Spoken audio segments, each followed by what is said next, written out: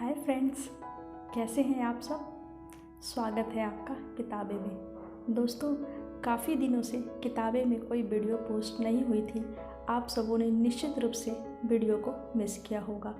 स्वास्थ्य कारणों से मैं वीडियो नहीं बना पा रही थी, इसलिए यह गैपिंग होती चली गई। अब मेरी कोशिश होगी कि आपको बिल्कुल भी इंतज़ार ना करना पड़े और टाइम टू टाइम आपको वीडियो मिलते रहें। तो चलिए किताबों की दुनिया की सैर करते हैं, अच्छी अच्छी प्यारी प्यारी किताबों के बारे में जानते हैं।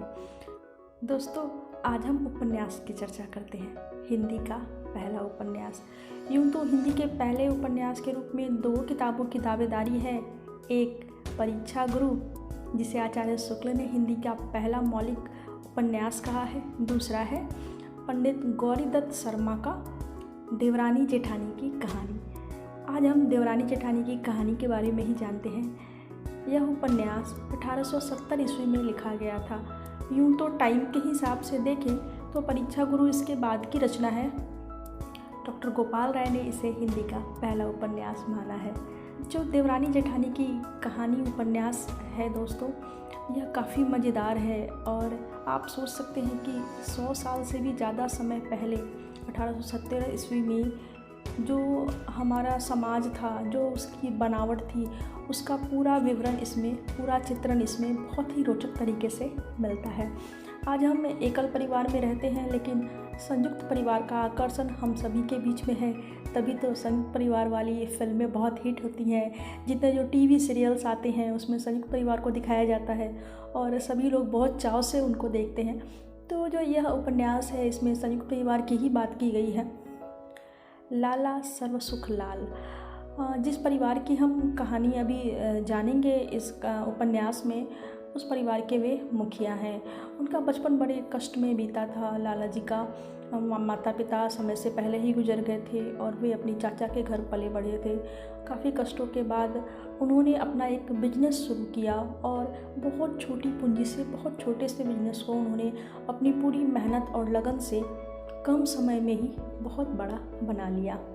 वे अग्रवाल परिवार से हैं और मेरठ में रहते हैं। लाला जी के 4 बच्चे हैं। 2 बेटियां हैं, पार्वती और सुखदेई। 2 बेटे हैं, दौलत राम और छोटे लाल। अक्सर ऐसा होता है कि घरों में जो छोटा बच्चा रहता है वह छोटा छोटा उसको पुकारते हैं और वह छोटा ही रह जाता है। तो ऐसा ही है छोटे लाल के साथ। वह भाई बहनों में सबसे छोटा था और उसका नाम छोटे ही रह गया।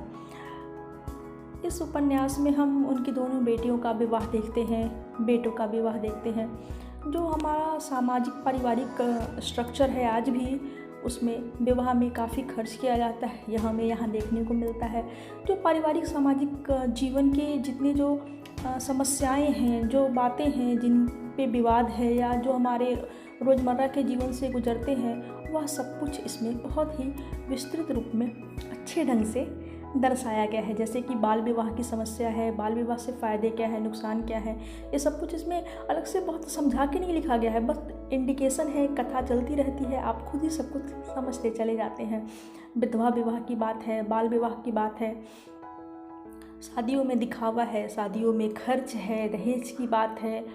उसके अलावा स्त्री शिक्षा की बात इसमें कही गई है। पंडित जी ने स्त्री शिक्षा के बारे में बताया है, इंडिकेट किया है कि एक शिक्षित नारी और एक अशिक्षित नारी में क्या डिफरेंस होता है। वो घर को कैसे देखेंगी अगर एक महिला एक ही घर में अगर एक महिला शिक्षित हो और एक महिला अशिक्षित हो तो उस घर की क्या स्थिति रहेगी। यह सब कुछ हमें यहाँ देखने को मिल जाता है। कहानी यह है कि बड़ी बेटी का विवाह दिल्ली में हो जाता है, छोटी बेटी का विवाह हापुड़ में तय होता है। लगन उसका हो गया है, यानी कि इंगेजमेंट उसकी हो गई है, विवाह होना बाकी रहती है। जब यह कथा चल रही होती है, इस बीच दोनों बेटों का विवाह होता है। जो बड़ी बहू रहती है वह कम पढ़ी लिखी रहती है और मध्यम वर्गीय परिवार से आती है। जो छोटी बहू है वह अत्यधिक पढ़ी लिखी है, काफ़ी समझदार है, अत्यंत गुणी है, व्यवहार कुशल भी है। शिक्षा विनम्रता को लेके आती है, विद्या ददाति विनयम उसका प्रत्यक्ष उदाहरण छोटी बहू है। वह सबसे अच्छे से व्यवहार करती है, व्यवहार कुशल भी है, घर को भी बहुत अच्छे से मैनेज करती है और जो मोहल्ले अड़ोस पड़ोस की स्त्रियां हैं उन सबके बीच भी बहुत अच्छा व्यवहार रखती है। इसलिए आते ही बहुत जल्द पूरे मोहल्ले में छोटी बहू का नाम फैल गया। यहाँ तक कि वह अपनी छोटी ननद सुखदेई को भी पढ़ाती है, उसमें अच्छे संस्कार देती है, घरेलू कामकाज सिखाती है ताकि वह अपने ससुराल में जाके बहुत अच्छे से व्यवहार कर सके। और होता भी यही है, सुखदेई अपने ससुराल में जाके भाभी की दी हुई शिक्षा का उपयोग करती है और वहाँ बच्चों को ट्यूशन भी पढ़ाती है। घर में उसका भी व्यवहार बहुत अच्छा रहता है। लेकिन लाला जी के घर में होता यह है कि सब तरफ से जब छोटी बहू की तारीफ़ें आती हैं तो बड़ी बहू को यह बहुत बुरा लगता है। हालांकि छोटी बहू यह कोशिश करती है कि वह अपनी जेठानी को भी समझा ले, सिखा ले, पर वह कुछ भी सीखना और समझना नहीं चाहती है, बल्कि वह यह बात उसे और ज़्यादा नागवार गुजरती है कि छोटी बहू आके उसे कुछ सिखा रही है। वह कुछ भी सीखने के लिए तैयार नहीं होती है। दोनों जो देवरानी जेठानी है उनमें काफ़ी झगड़ा होते रहता है, मनमुटाव होता है, बहस होता है और इन सब का असर धीरे धीरे गृहस्थी पे पड़ने लगता है।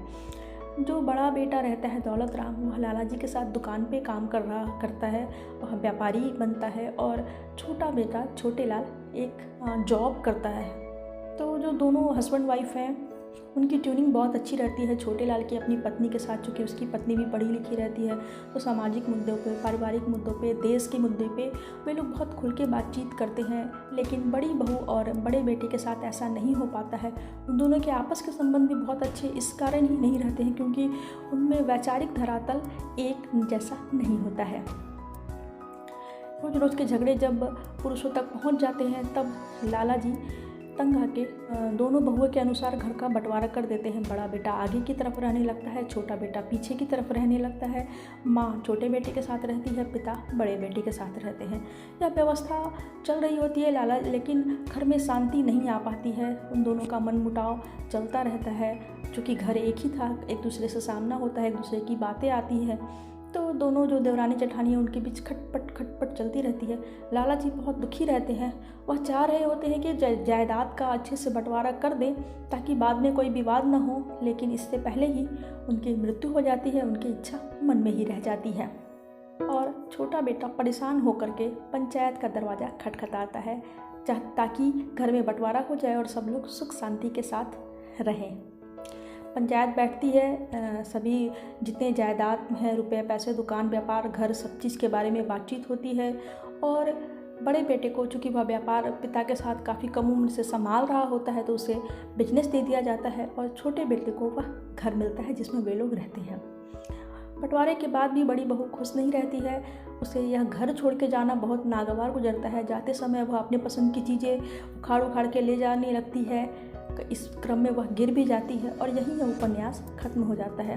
पंडित शर्मा हमें सोचने की बिंदु पे लाके छोड़ देते हैं कि आप खुद समझें कि यह बंटवारा अच्छा था, बुरा था, स्त्रियां कैसे रहती हैं, अगर उनके बीच झगड़ा नहीं हुआ होता तो क्या होता, इस झगड़े को या इस बंटवारे को और किस तरीके से देखा जा सकता था, किस तरीके से हल किया जा सकता था। यह सारा कुछ पाठकों को ही तय करना है। दोस्तों, यह मात्र 35 पन्नों की किताब है, बहुत छोटी सी, लेकिन काफ़ी मज़ेदार है। सबसे मज़ेदार इसकी भाषा है। कहाँ तो आपको ये जानी सुनी लग सकती है, लेकिन इसकी भाषा बहुत मज़ेदार है। देसी शब्दों से भरे हुए हैं, खूब चटाकेदार शब्द हैं और आपको गुदगुदाते हैं। कई ऐसे शब्द यहाँ आपको मिलेंगे जिनको आपने कभी बचपन में सुना हो, भूल चुके हो, उन सब के दर्शन यहाँ हो जाते हैं। इसलिए जो रोचकता है वह बनी रहती है और कई जगह शैली जो है, लेखन शैली वह व्यंग्यात्मक हो गई है, वह भी बहुत अच्छा लगता है। तो जब आप इस उपन्यास को पढ़ेंगे तो आपको निश्चित रूप से एक अच्छा उपन्यास पढ़ने का अनुभव प्राप्त होगा। और यह 35 पन्नों की है तो बहुत आराम से 1 घंटे में ख़त्म हो जाती है और ये इतनी सारी कहानी आपको 1 घंटे के अंदर ही मिल जाते हैं और कई चीज़ों का बहुत विस्तृत वर्णन मिलता है, जैसे कि शादी में क्या दिया जा रहा है, बारात कैसे जा रही है। चूँकि यहाँ पे खर्च और दिखावे की बात की है शर्मा जी ने, तो वह इसको इन सारे जो चैप्टर है इसको बहुत लंबा खींचते हैं, विस्तृत रूप से आपको बताते हैं और यह दिखाना चाहते हैं कि दिखावा से कोई फ़ायदा नहीं मिलता है, बाल विवाह से क्या नुकसान हो जाता है, अगर बेटियों की शिक्षा नहीं पूरी होती है तो उनके जीवन में कैसी समस्याएं आती हैं। यह सब कुछ हमें इस उपन्यास में देखने को मिलता है। तो आप इसे पढ़िए और मुझे बताइए कि यह आपको कैसी लगी। Bye bye.